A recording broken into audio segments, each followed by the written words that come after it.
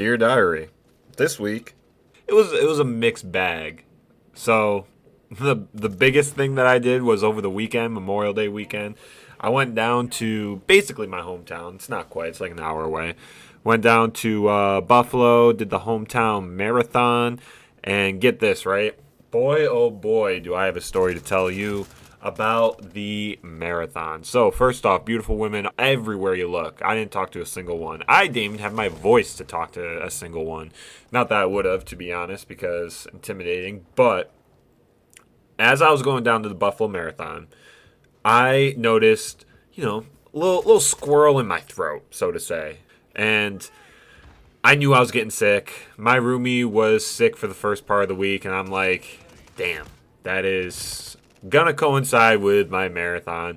And he was like, I'll try to stay in my room and keep it away from you, but when you live with someone, it's basically inevitable that you're gonna get sick. I was thinking to myself, even if he stayed in his room, we've already come in contact with each other every single day, like from days prior, and there's an incubation period. I was thinking to myself, you know what, dog, I'm screwed. It doesn't really matter. You do you. Saturday going into Sunday, Saturday night, I get out of work and I start going to Buffalo. Head hurts, throat scratchy, and I'm like, this is sucky. I get there and I go to where you pick up your stuff, like the t-shirt, the bib, the little knickknacks from all the sponsors, and I don't talk to anyone. That's a lie. I talked to one person. She had really cool medals on display, and I'm like, those are cool medals. And she asked me if I ran a marathon before, and I said, this is going to be my fourth. And we talked for like a second, but she was just a vendor, and it wasn't anything crazy. I picked up all my stuff, lingered for maybe a second, and then went straight to my motel. My motel was very average, okay? I wasn't trying to spend a fortune on this joint. Originally, when I looked up, like, a hotel right in the city where the marathon was going on, it was like $400 for one night, and I'm thinking to myself, I'm not spending $400 for a restless night's sleep for a big day the night before. So I was like, I'm gonna book something that's like 20 minutes out, and I did, and it was a motel, and it was painfully average, and the beds were uncomfy, and I watched hockey all night. Well, not all night, probably just like 3 hours. Just, trying to vibe, trying to relax, trying to just regain some strength for the big day tomorrow. I went to bed at maybe 9:30, and you know what? My ass woke up at 11:45. Not out of random, but to a goddamn fire alarm. Out of nowhere. There was no fire in my room. There was no fire in the room next door. There was no fire outside going on. My fire alarm just went off, and I blatantly woke up at 11:45 thinking to myself, what in the world is going on? Why is this happening? Why does it have to be when I'm alone too? Because I wanted the experience of traveling alone. I wanted to be able to tell myself, you know what? I can do cool things without anyone. I don't need no one. So that happened. My ass was scared. And then maybe 15 minutes later, I'm laying in bed trying to just close my eyes, trying to get back to sleep. And all of a sudden, my deodorant in the bathroom falls over. And that might not sound like a big deal, but there was no window open, no door open, no breeze, I have no idea why my deodorant fell. I have no idea why it fell at that time, but I was convinced there was a ghost. So then I'm over there calling up this chick that I met on Hinge saying, hey, can you fall asleep on the phone with me because I'm terrified right now? Luckily, she did. That was pretty cool, but that was K-Girl from a couple weeks ago, and I haven't talked to K-Girl since that event. Like, we texted maybe one time, but that's about it. We're on the outs. I don't really see it going much further, and that kind of just is what it is. But anyway, so the hotel was a little creepy, a little sus. Wake up at 4:45. I'm sick. My mom's convinced I have laryngitis. Could have, because my voice just completely decided to go somewhere else. Probably stayed back where I actually am from. And, I lined up, and I took it nice and slow for a little bit. Maybe 10-minute mile pace, see how I did, see if I started breathing heavy. And you know what? Oddly enough, I wasn't even, breathing that heavy. I was fine. I was chilling. And then 5 miles go by, 10 miles go by, and I am still sweet chilling. So I started amping it up a little bit, and at this time I'm like, okay, let me see if I can beat the 4 hour pace, or I want to go sub 4. And mile 20, 21 goes by, and I see the 4 hour pacer. I'm like, all right, let's pass this, and I did. And then my PR before this personal record was 3:56.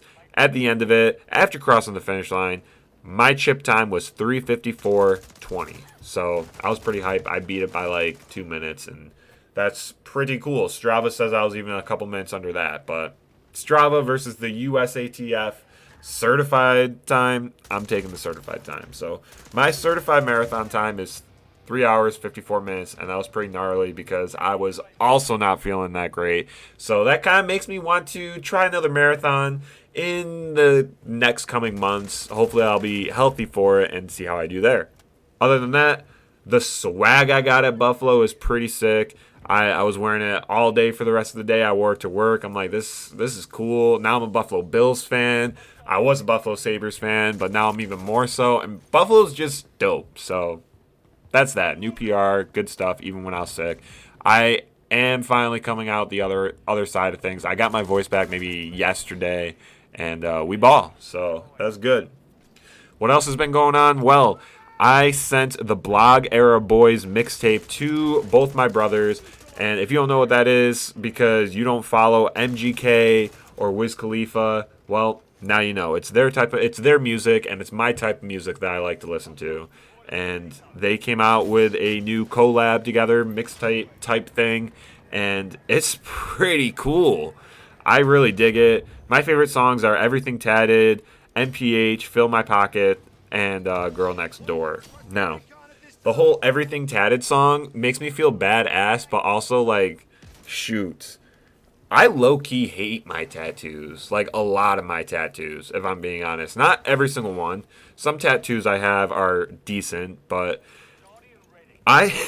this might be an unpopular opinion, but I low-key think that if we upped the age to being able to get tattoos from 18 to 25, there would be way less tattoo removal stuff, because the stuff I got at 18 is stuff that I would just absolutely remove in a heartbeat if I could. Like, I have this whole like bicep piece that says time is money, and then up on like the shoulder, it's a whole hourglass with like a money symbol in it. And my little 18-year-old self was like, oh yeah, that's badass. Let me put that on my body. And it was the worst tattoo job that I've ever had done. It was in, let me see if I can remember this correctly. It was in my older brother's coworkers' friend's tattoo artist basement. All right. So we're already like 5 people disconnected from like a professional place. And I go there, get my first tattoo. I'm like 18 in like a week, right? Like, I'm barely 18 years old. No, not sanitary whatsoever. He's just using whatever needle. And I get it done, and it looks like poop. But I'm 18 years old, and I'm like, yeah, this is gnarly. This is cool stuff. And I just have to live with it forever. I mean, I've thought about it over and over again about just blacking it out, because I really don't like the whole time is money thing. But that is my most regrettable tattoo that I would just instantly get rid of if I could. So I didn't do much outside of the whole marathon this week, but my roomie did, I don't want to say make a promise, but he told me that he would do something with me next week that I'm really, really looking forward to. So I think I told you last week I broke 1,000 elo in chess, which is basically like skill-based matchmaking stuff. And I was talking to him. I'm like, dude, what kind of club can we join that would just be fun to do something different? Because it's like doing stuff is tough now. Like, I don't even know what you do to go out and like talk to people unless it's go to a bar. And I don't even like to drink. I haven't drank for years. So what am I going to do at a bar? I already feel like an outsider. So it was really cool. My roomie agreed to go to chess club with me next Wednesday.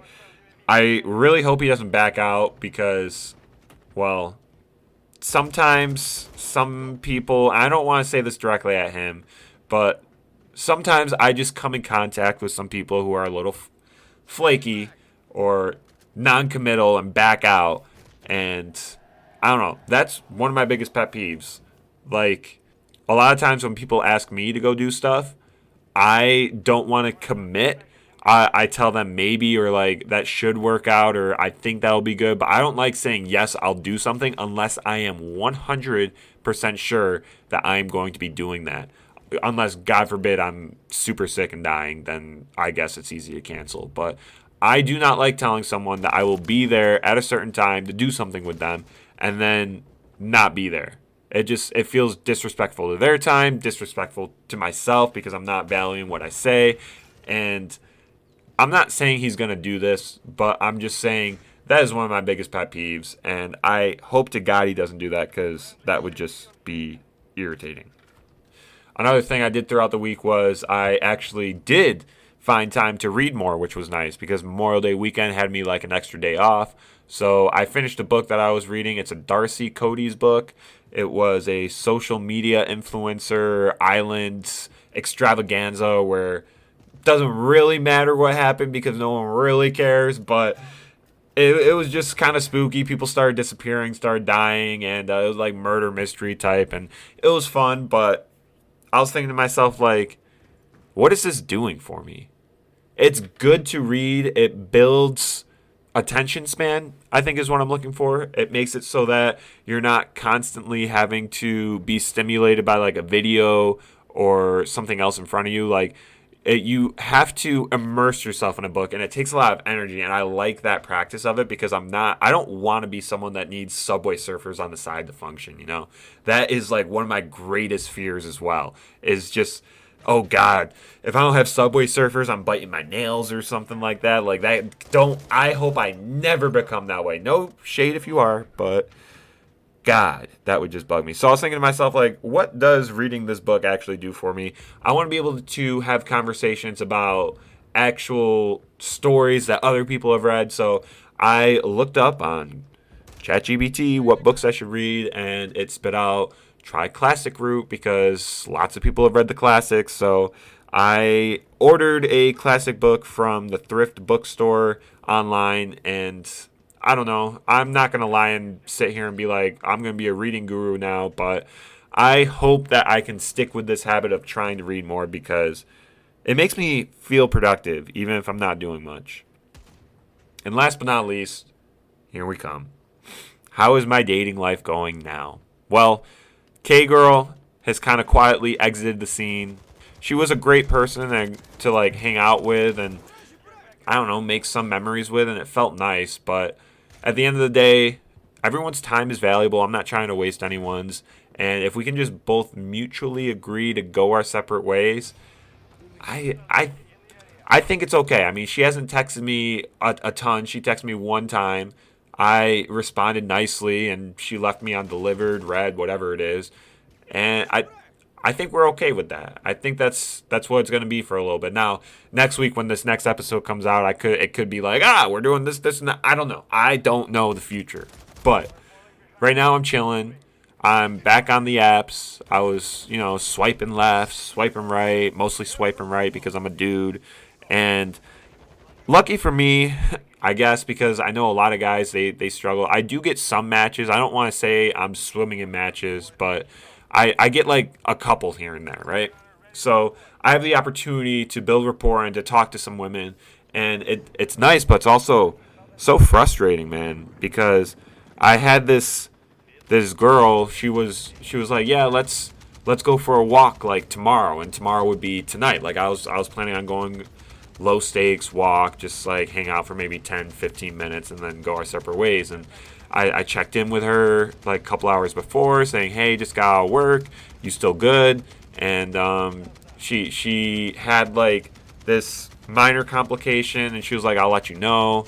And then like an hour later she's like, yeah, it should be good. And then I was like, okay, so we're still good for the same time. And then like a half an hour later she texts saying, sorry, can we do next week sometime? And it sucks because time is valuable. Time, like, I spent my day knowing, or expecting rather, to do something at a certain time. So I got out of work, I went to the gym, and then I was expecting to go on this, nice 15-minute walk, like date get together type thing afterwards. So I planned, like, okay, I'm going to go to the gym right after work to get it in.